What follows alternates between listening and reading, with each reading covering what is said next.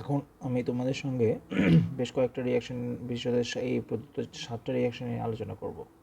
যেখানে প্রথম রিয়াকশন আছে হ্যালোফর্ম রিয়াকশন, এইচভিজেড রিয়াকশন, অ্যালন condensation, benzoin condensation, Perkin reaction, Gattermann Koch reaction এবং গ্যাটারম্যান অ্যালডিহাইড রিয়াকশন। তো সবার প্রথমে আসা হচ্ছে আমাদের হ্যালোফর্ম রিয়াকশন। হ্যালোফর্ম, ঠিক আছে, আগে বুঝে নিই যে হ্যালোফর্ম বিষয়টা কি। হ্যালোফর্ম মানে হচ্ছে CH3 সংকেত বিশিষ্ট একটা যৌগ। ঠিক আছে, এখানে এক্স মানে কি? এক্স মানে হচ্ছে হ্যালোজেন। কার্বনের সাধারণত 4টা যোজ্যতা থাকে, সেই 4টা যোজ্যতার মধ্যে একটা যোজ্যতা হাইড্রোজেন দ্বারা পূরণ আছে এবং বাকি 3টে যদি হ্যালোজেন দ্বারা যুক্ত থাকে তবে এই যৌগটাকে আমরা বলবো হচ্ছে হ্যালোফর্ম। ঠিক আছে, এই যৌগটাকে বলা হবে হচ্ছে হ্যালোফর্ম। এখানে হ্যালোফর্ম হতে পারে ক্লোরোফর্ম, ব্রোমোফর্ম, আয়োডোফর্ম। অর্থাৎ কী হচ্ছে দেখো, HCCl3 যদি হয় তাহলে সেটা হচ্ছে ক্লোরোফর্ম, HCBr3 যদি হয় তাহলে সেটা হচ্ছে ব্রোমোফর্ম, HCl3 যদি হয় সেটাকে বলা হচ্ছে আয়োডোফর্ম। তো এদের মধ্যে মাথায় রাখতে হবে HCl3 যেটা আয়োডোফর্ম সেটা কিন্তু জলীয় দ্রবণে সাধারণত হলুদ বর্ণের হয় এবং সাধারণ অবস্থায় এটা কঠিন হয়, যার জন্য জলীয় দ্রবণে যখন এটা উৎপন্ন হয় তখন কিন্তু আমরা সহজেই একে ডিটেক্ট করতে পারি বা একে আলাদা করে চেনা যায়। যার জন্য আমরা যখনই কোনো রিয়াকশন করাবো হ্যালোফর্ম সংক্রান্ত তখনই সাধারণত এই হ্যালোফর্ম হিসাবে আয়োডোফর্মকে উৎপন্ন করবো, যাতে করে আমরা আলাদা করে তাকে ডিটেক্ট করতে পারি। আর প্রশ্ন হচ্ছে যে হ্যালোফর্ম বিক্রিয়াটা কী? হ্যালোফর্ম বিক্রিয়াটা হচ্ছে যে এখানে বিক্রিয়া হবে একটা কম্পাউন্ড, একটা যৌগের CH3CO, ধরে হচ্ছে এই যৌগটা। ঠিক আছে, এই যৌগটা যখন রিয়াকশন করবে কার সঙ্গে? Iodine NaOH। আমি এখানে পার্টিকুলারলি আয়োডিনকে ধরেই এগোচ্ছি, কারণ আমি এটাকে বলেছি আমরা সাধারণত HCl3 উৎপন্ন করার চেষ্টা করবো। ওকে, তো যাই হোক, এখানে I2NaOH দেবো, তখন সঙ্গে সঙ্গে এখান থেকে উৎপন্ন হবে HCl3 প্লাস RCOONA। ঠিক আছে, এদের মধ্যে HCl3 যেটা সেটা কিন্তু হলুদ বর্ণের হলো। তো এই যে রিয়াকশনটা হলো, যেখানে আয়োডোফর্ম উৎপন্ন হলো, এই রিয়াকশনটাকে আমরা বলছি হ্যালোফর্ম রিয়াকশন। এখন প্রশ্ন হচ্ছে যে কারা এই হ্যালোফর্ম রিয়াকশনটা দেবে? হ্যাঁ, এক্ষেত্রে যেটা মাথায় রাখার বিষয় সেটা হচ্ছে যে সমস্ত যৌগে এই CH3CO গ্রুপ, ঠিক আছে, CH3CO গ্রুপ সরাসরি কার্বন অথবা হাইড্রোজেনের সঙ্গে যুক্ত থাকবে। অর্থাৎ এখানে যে আর গ্রুপটা আছে সেই আর গ্রুপটা কি হচ্ছে, হয় কার্বন বা হাইড্রোজেন এরকম কিছুর সঙ্গে কিন্তু বাকি CH3CO গ্রুপটা যুক্ত থাকতে হবে। ঠিক আছে, এই CH3CO গ্রুপটাকে বলা হচ্ছে কিটো মিথাইল গ্রুপ। কিটো মিথাইল গ্রুপ, কিটোমিথাইল গ্রুপ। এখানে মিথাইলটা একটু গড়বড় হয়ে গেল এখানে আমার লেখার সুবিধার জন্য। তো যাই হোক, এটা হচ্ছে কিটোমিথাইল গ্রুপ উৎপন্ন হবে এখানেতে। ঠিক আছে, এটাকে মুছে নিচ্ছি আগে। তো এখানে কিটোমিথাইল গ্রুপ যদি যুক্ত থাকে তাহলে সেই যৌগটা কিন্তু আমাকে কী দিচ্ছে, এই আয়োডোফর্ম টেস্টটা দেবে বা এই আয়োডোফর্ম রিয়াকশনটা দিবে। অর্থাৎ যার মধ্যে এই CH3CO গ্রুপটা সরাসরি কার্বন অথবা হাইড্রোজেনের সঙ্গে যুক্ত থাকবে, অথবা এমন কোনো গ্রুপ যেটা জারিত হয়ে এটা উৎপন্ন করতে পারে। জারিত হওয়ার কথা কেন বললাম? কারণ আয়োডিন NaOH যেটা আছে সেটা কিন্তু মাথায় রাখবে এই যৌগটা কিন্তু জারক পদার্থ। কাজে এমন কোনো যৌগ যার মধ্যে কিটোমিথাইল গ্রুপ বা অন্য গ্রুপ সৃষ্টিকারী কোনো গ্রুপ আছে, লাইক ধরো এই গ্রুপটা যদি থাকে সেও কিন্তু আমাদের কার্বন আর হাইড্রোজেনের সঙ্গে যদি যুক্ত থাকে তাহলে সেক্ষেত্রেও কিন্তু সেটা আয়োডিন NaOH সঙ্গে রিয়াকশন করে আমাদের এরকম আয়োডোফর্ম দিতে পারে। কারণ কি? কারণ হচ্ছে এই যে গ্রুপটা আছে এই গ্রুপটা জারিত হওয়া মানে হলো এর মধ্যে থেকে হাইড্রোজেনটা এবং তার সঙ্গে এই হাইড্রোজেনটা কিন্তু বেরিয়ে যেতে পারে। ঠিক আছে, তো এরা যদি বেরিয়ে যায় তো স্বাভাবিকভাবে কী হবে? এরা যদি বেরিয়ে যায় তাহলে সেক্ষেত্রে কিন্তু আমাদের যেটা উৎপন্ন হচ্ছে সেটা হলো C+2, অর্থাৎ আমাদের ঠিক কিটোমিথাইল গ্রুপটা কিন্তু এখানে উৎপন্ন হচ্ছে। ঠিক আছে, তো কিটোমিথাইল গ্রুপ অর্থাৎ জারিত হয়েও কিন্তু আমাদের আলটিমেটলি কিন্তু এটা দিতে পারে। অর্থাৎ কী হলো, এই যে গ্রুপটা আছে এই গ্রুপটা জারিত হয়ে কিন্তু আমাদের কিটোমিথাইল গ্রুপ উৎপন্ন হতে পারে এবং তারপর কিন্তু সে রিয়াকশন করতে পারে।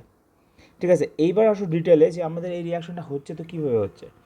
একটা যৌগ যার মধ্যে কিটোমিথাইল গ্রুপ আছে, কিটোমিথাইল গ্রুপ হচ্ছে এটা, এই যৌগটা আমরা আয়োডিন NaOH দিচ্ছি সঙ্গে সঙ্গে কী হচ্ছে, এই কিটোমিথাইল গ্রুপের যে মিথাইল গ্রুপটা আছে, কিটোমিথাইল গ্রুপের যে মিথাইল গ্রুপটা আছে, এই গ্রুপটা কনভার্ট হয়ে যাবে কিসে, এই গ্রুপটা কিন্তু কনভার্ট হয়ে যাবে আয়োডো ফর্মে। অর্থাৎ এখানে লক্ষ্য করবে এখানে কিন্তু একটা মাত্রই কার্বন আছে এবং এখানে 3টে হাইড্রোজেনের পরিবর্তে কী হবে, এখানটায় 3টে আয়োডিন প্রবেশ করবে।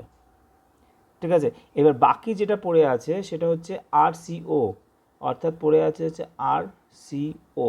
এবার NaOH এর যে OH আছে সেটা কিন্তু এখানে কি যুক্ত হয়ে যায়। বাস্তবিক এটা হচ্ছে কার্বক্সিলিক অ্যাসিড, কিন্তু যেহেতু মাধ্যমটা ক্ষারীয় সেই জন্য অ্যাসিড রূপে সে কিন্তু থাকবে না, সেটা চলে যাবে লবণের আকারে। অর্থাৎ এখান থেকে কিন্তু আমাদের অ্যাকচুয়ালি উৎপন্ন হবে COONA, এই যৌগটা, অর্থাৎ এই লবণটা উৎপন্ন হবে। তো সামগ্রিকভাবে বিক্রিয়াতে কী হয়েছে দেখো, নিয়ে স্টার্ট করেছিলাম একটু দিয়ে, কিটোমিথাইল গ্রুপের যে মিথাইল গ্রুপটা আছে সেই মিথাইল গ্রুপটা কনভার্ট করছে কোথায়, আয়োডো ফর্মে, এবং বাকি যেটা পড়ে আছে RCO গ্রুপ সেটা পরিণত হয়ে গেছে RCOONA। ঠিক একই রকমভাবে এটা যদি এরকম হতো CH3CHOH আর, তাহলে পরে কি হতো, তাহলে পরে এই যে এর মিথাইল গ্রুপটা আছে এই মিথাইল গ্রুপটা পরিণত হতো কোথায়, CHI3-তে প্লাস বাকি পড়ে আছে কি, বাকি যেটা পড়ে আছে সেটা হচ্ছে CHOH, অর্থাৎ একে কিন্তু আমাকে আলটিমেটলি COONA করতে হবে। ঠিক আছে, এটা হচ্ছে আমাদের হ্যালোফর্ম রিয়াকশন, এবং এই ক্ষেত্রে উৎপন্ন হ্যালোফর্ম হিসেবে আমরা ইউজ করছি কি কাকে, আয়োডোফর্মকে। সুতরাং আমরা এখান থেকে কিন্তু আয়োডোফর্ম উৎপাদন করতে পারবো। তো এই বিক্রিয়াটা ইউজ হয় কোথায়, এই বিক্রিয়াটা ইউজ হয় যে কোনো একটা যৌগের মধ্যে কিটোমিথাইল গ্রুপ আছে কিনা, অর্থাৎ এই গ্রুপটাকে আইডেন্টিফিকেশনের জন্য বা এই গ্রুপটাকে আইডেন্টিফিকেশনের জন্য আমরা কিন্তু এই বিক্রিয়াটাকে ইউজ করি। ঠিক আছে, তো কোনো একটা সিস্টেমের মধ্যে কিটোমিথাইল গ্রুপ বা অনুরূপ কোনো গ্রুপ আছে কি না সেটা বোঝার জন্য কিন্তু আমাদের আয়োডোফর্ম বিক্রিয়া ব্যবহার করা হয়ে থাকে। ঠিক আছে, তো একটা এক্সাম্পল দিই, সাপোজ তোমাকে বলা হলো যে এই যৌগটা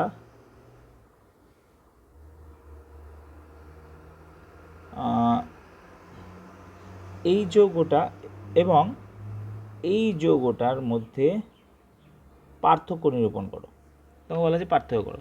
তো স্বাভাবিকভাবে তোমাকে এর পার্থক্য করতে গেলে এমন একটা বিক্রিয়ার কথা ভাবতে হবে যেটা এই যৌগটা বা এই যৌগটা দিলে এই যৌগটা দেবে না, বা এই যৌগটা দিলে এই যৌগটা দেবে না।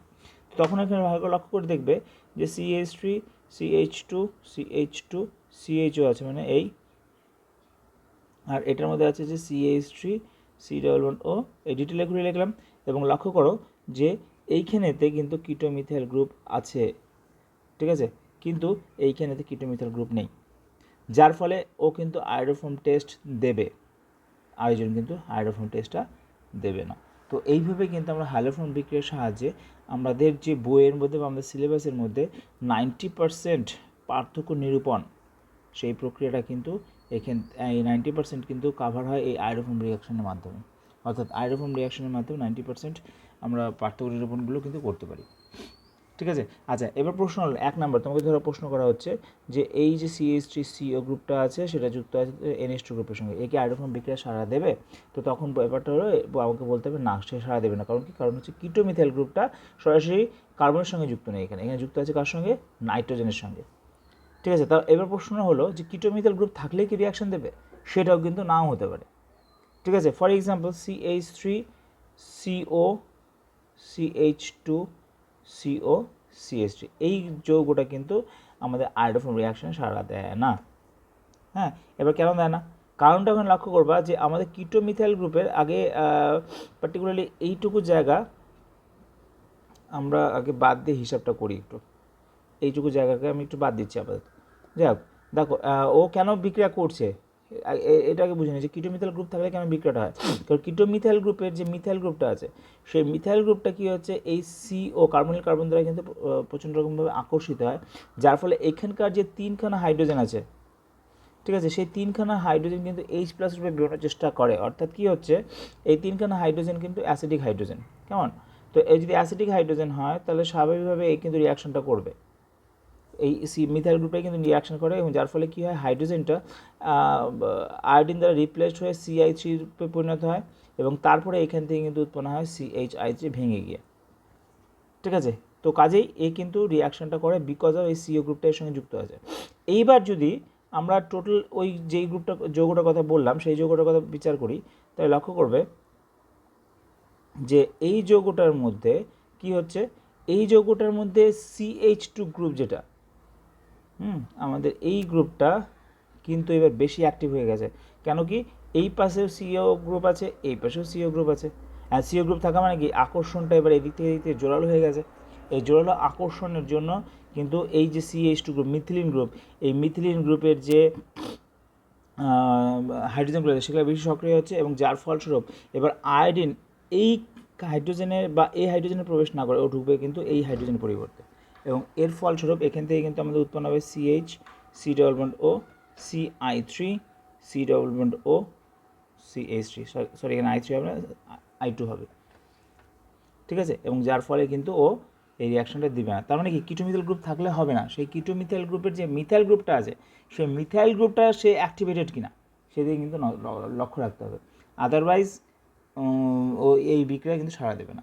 এই গেল আমাদের হ্যালোফর্ম রিয়াকশন, ঠিক আছে। এরপরে যে রিয়াকশনটা আসবে সেটার নাম হচ্ছে HBZ রিয়াকশন, যার ফুল ফর্ম হেল ভোলহার্ড জিলিনস্কি, হেল ভোলহার্ড জিলিনস্কি রিয়াকশন, HVZ রিয়াকশন,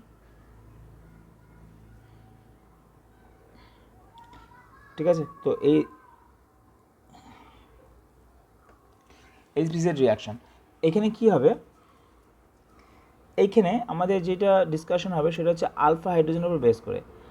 আলফা হাইড্রোজেনের রিয়াকশন, এবার যে রিয়াকশনটা হবে সেটা কিন্তু আলফা হাইড্রোজেনের উপরে বেস করে। অর্থাৎ এখন প্রশ্ন হলো আলফা হাইড্রোজেন কি। আলফা হাইড্রোজেন ধরো এটা হচ্ছে একটা কার্যকরী গ্রুপ, ঠিক আছে, সেটা অন্য কোনো কার্যকরী গ্রুপে হতে পারে। সেই কার্যকরী গ্রুপের মধ্যে যদি কার্বন থাকে তাহলে সেটাকে আমরা প্রাইমারি মানে মেইন কার্বন ধরবো। তার পাশে যে কার্বন সেটাকে হলো আলফা কার্বন, তার পাশে বিটা কার্বন, তার পাশে গামা কার্বন, এরকম করে কি হচ্ছে কার্বনগুলোকে নামকরণ করা হয়। তো এই কার্বনের মধ্যে যে হাইড্রোজেন যুক্ত থাকবে সেটাকে বলা হচ্ছে alpha hydrogen, beta hydrogen, gamma hydrogen, কেমন। তো এইবারে HBZ রিয়াকশন যে দেবে সেটা কিন্তু এই আলফা কার্বনের হাইড্রোজেনটা দিবে বিক্রিয়াটা, ঠিক আছে। বিক্রিয়াটা কি, বিক্রিয়াটা হচ্ছে যে কোনো একটা আলফা হাইড্রোজেন গঠিত কার্বক্সিলিক অ্যাসিড, এটাকে এর মধ্যে যদি কোনো রকম কোনো হ্যালোজেন এবং লাল পি দেওয়া হয় তাহলে এর যে আলফা হাইড্রোজেন যেটা আছে, ঠিক আছে, সেই আলফা হাইড্রোজেন একটা হ্যালোজেন পরমাণু দ্বারা প্রতিস্থাপিত হবে, ঠিক আছে। আরও যদি দিই তাহলে আরও প্রতিস্থাপিত হবে, যদি ওর মধ্যে আরও আলফা হাইড্রোজেন থাকে তাহলে, ঠিক আছে। যেহেতু এখানে দুটো আলফা হাইড্রোজেন ছিল সেই জন্য আমরা কী করলাম, এখানে কিন্তু দুটো এক্স প্রবেশ করিয়েছি, ঠিক আছে, দুটো এক্স কিন্তু আমরা এখানে প্রবেশ করিয়েছি। কাজে এই বিক্রিয়াটা হচ্ছে কি হেল ভোলার্ড জিলিনস্কি বিক্রিয়া, ঠিক আছে। তো এই বিক্রিয়াটা কোথায় কোথায় ব্যবহৃত হয় আমি একটা জাস্ট ফ্লো চার্টের মধ্যে বানাচ্ছি যেখানে আমাদের এটা ইউজ করা হয়, যেটা তোমাদের নোটেতে দেওয়া আছে দেখবে। এই হচ্ছে COOH, এই বিক্রিয়াটা করবে। এই বিক্রিয়াতে প্রথমে আমি দিলাম হচ্ছে ব্রোমিন লালপি। তো এখানে কী হবে, এইটা হচ্ছে আলফা হাইড্রোজেন, এই আলফা হাইড্রোজেনটা কিন্তু রিপ্লেসড হবে উইথ ব্রোমিন, অর্থাৎ উৎপন্ন করব RCH2 CH Br COOH, ঠিক আছে। যে এই ব্রোমিনটা কিন্তু সেই আলফা হাইড্রোজেন জায়গায় এসে প্রবেশ করলো। এবার এটার সঙ্গে যদি আমরা কয়েকটা বিক্রিয়া যদি কটাই, তার মধ্যে এই প্রথম বিক্রিয়া যেটা আছে সেটা হচ্ছে আমরা কি করব, KCN দেব, ঠিক আছে। যদি KCN দিই তাহলে এখান থেকে উৎপন্ন হবে RCH2 CH, এখান থেকে যেটা বেরোয় সেটা হচ্ছে K, এখান থেকে হচ্ছে Br বেরিয়ে যায়, তাহলে কি হয় KBr যদি বেরিয়ে যায় তাহলে পড়ে থাকছে কি, এটা বেরিয়ে গেছে, তাহলে পড়ে থাকছে কি এইখানে Br এর জায়গায় CN এসে প্রবেশ করবে, তো আমরা এখানে লিখবো হচ্ছে CN, আর এই পাশে পড়ে থাকছে COOH, ঠিক আছে। তো কাজে এটা উৎপন্ন হচ্ছে হলো। এটাকে তুমি যদি হাইড্রোলিসিস করো H3+ দিয়ে, এই CN গ্রুপটা COOH গ্রুপে কনভার্ট হবে, অর্থাৎ ডাইকার্বক্সিলিক অ্যাসিড গ্রুপ, মানে যেটাকে বলা হচ্ছে অ্যালকাইল ম্যালোনিক অ্যাসিড, অ্যালকাইল, এটা হচ্ছে অ্যালকাইল ম্যালোনিক অ্যাসিড উৎপন্ন করবে, ঠিক আছে। এখানে H3+ দিলে CN গ্রুপটার থেকে অ্যাকচুয়ালি নাইট্রোজেন, এদিকে আমাদের নাইট্রোজেন আর এখানে হাইড্রোজেন মিলে NH3 উৎপন্ন করবে, আর এদিক থেকে COOH উৎপন্ন হবে, ঠিক আছে। ওটা নিয়ে ডিসকাশন আমি আবার পরে করে দেবো। তো কিন্তু খালি এই মুহূর্তে মাথায় রাখবে যে CN গ্রুপের যদি হাইড্রোলিসিস হয় তাহলে সেখান থেকে উৎপন্ন হবে হচ্ছে COOH, ঠিক আছে। CN গ্রুপের হাইড্রোলিসিস হলে এখান থেকে উৎপন্ন হবে COOH, ওকে। তো এইটা একটা ব্যবহার যে আমরা কী করলাম, আলফা পজিশনে একটা COOH গ্রুপ প্রবেশ করালাম। আবার আরেকটা ব্যবহার হতে পারে যে আলফা পজিশনে এই যে বিআর ঢুকিয়েছি, এবার আমি এটার মধ্যে NH3 দিয়ে দিলাম, ঠিক আছে। NH3 মানে কি, NH3 মানে হলো NH2 ও তার সঙ্গে একটা হাইড্রোজেন। এবার লক্ষ্য করো, আমরা যদি এটাকে হিট করি তাহলে এখান থেকে H, এখান থেকে কিন্তু বিআর বেরিয়ে যাবে। তাহলে যেটা থাকবে, আমি যদি বিআরকে বাদ দিয়ে দিই, আমরা এখান থেকে বিআরকে বাদ দিয়ে দেবো, সরিয়ে দিচ্ছি বিআর, এখান থেকে এইচকে বাদ দিয়ে দেবো, সরিয়ে দিলাম এইচ। তাহলে পড়ে থাকছে কি, পড়ে থাকছে কিন্তু আমাদের CH2 CH COH NH2, right. অর্থাৎ আমাদের পড়ে থাকছে হচ্ছে CH2 CH COOH, এখানে বিআরের জায়গায় পড়ে থাকছে NH2, অর্থাৎ আলফা অ্যামিনো অ্যাসিড কিন্তু এখানে উৎপন্ন হবে, ঠিক আছে। আবার এটার সঙ্গে যদি আমি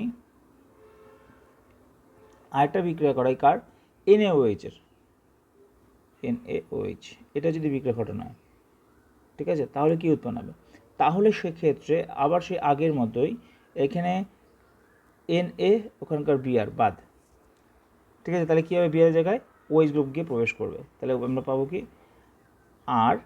CH2 CH, এখানে বিআর ছিল, এখানে হয়ে যাবে OH, এদিক থেকে উৎপন্ন হবে COH, অর্থাৎ আলফা হাইড্রক্সি কার্বক্সিলিক অ্যাসিড। এইভাবে কিন্তু আলফা পজিশনে আমরা বিভিন্ন গ্রুপগুলো কিন্তু প্রবেশ করাতে পারি with the help of HVZ reaction. এটাই হচ্ছে HVZ রিয়াকশনের বৈশিষ্ট্য, যে আমরা আলফা পজিশনে আমরা কিন্তু ডিফারেন্ট গ্রুপ প্রবেশ করাতে পারি, অর্থাৎ আলফা পজিশনে NH2 গ্রুপ, আলফা পজিশনে OH গ্রুপ, অথবা আলফা পজিশনে COH গ্রুপ প্রবেশ করানো কিন্তু একদম ইজি হয়ে গেল, ঠিক আছে। এরপরের যে বিক্রিয়া সেটা খুব ইম্পর্টেন্ট বিক্রিয়া, সেই বিক্রিয়াটা কিন্তু দুটো সিস্টেমকে একসঙ্গে সংযোজিত করবে, অর্থাৎ সংঘনন বিক্রিয়া হবে, ঠিক আছে। তো যেই বিক্রিয়াটা আছে সেটার নাম হলো অ্যালডল সংঘনন, অ্যালডল কনডেনসেশন বিক্রিয়া, ঠিক আছে। এই বিক্রিয়াটাও দিবে আলফা হাইড্রোজেন ঘটিত কোনো কিটোন বা অ্যালডিহাইড। কি বলছে, আলফা হাইড্রোজেন ঘটিত কোনো কিটোন, আলফা হাইড্রোজেন ঘটিত কোনো কিটোন মানে CO এই গ্রুপটা থাকবে, অথবা একটা অ্যালডিহাইড অর্থাৎ CHO গ্রুপ থাকবে, এরকম সিস্টেম। তো বিক্রিয়াটা কী হচ্ছে, সামগ্রিক বিক্রিয়াটা একবার একটু দেখে নিই আগে। ধরে নাও তোমার কাছে বিক্রিয়াটা আছে হলো এরকম, বিকারকটা RC⋯O CH2R।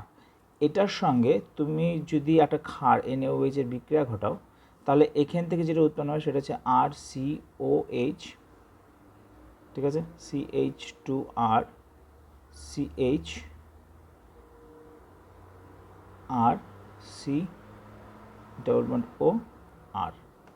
ঠিক আছে। দেখতে বিষয়টা কিন্তু খুব কমপ্লিকেটেড, তাই কি না, মনে হচ্ছে না কমপ্লিকেটেড? তো এই কমপ্লিকেশন আমি এখন দূর করব। তো বিক্রিয়াটাতে হলোটা কি, এখানে লক্ষ্য করবা বিক্রিয়াটাতে যেটা হলো, সেখানে এই বিক্রিয়াতে দুটো পার্ট আছে। একটা পার্ট হচ্ছে এটা, ঠিক আছে, এই পার্টটা একটা অণু, আর বাকি পার্টটা হচ্ছে আরেকটা অণু, ওকে। আমি যদি আর একটু সুন্দরভাবে লিখতে যাই, দেখো এই পার্টটা কি আছে, এই পার্টটা আছে হচ্ছে এরকম RCOH, পাশাপাশি লেখো CH2R, অর্থাৎ এইখানের সঙ্গে বন্ডিংটা এই কার্বনটার সঙ্গে কিন্তু বন্ডিংটা হয়েছিল, হয়েছে।